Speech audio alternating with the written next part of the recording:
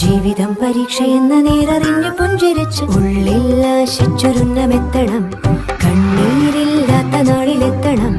പൂജ്യത്തിൽ നിന്നു മുന്നിലെത്തുവാൻ ഇത്രയും നേരമോ ഇത്രയും ദൂരമോ? ഉള്ളിൽ ആശിച്ചൊരുന്നമെത്തണം. കണ്ണീരില്ലാത്ത നാളിലെത്തണം. പൂജ്യത്തിൽ നിന്നു മുന്നിലെത്തുവാൻ ഇത്രയും നേരമോ ഇത്രയും ദൂരമോ?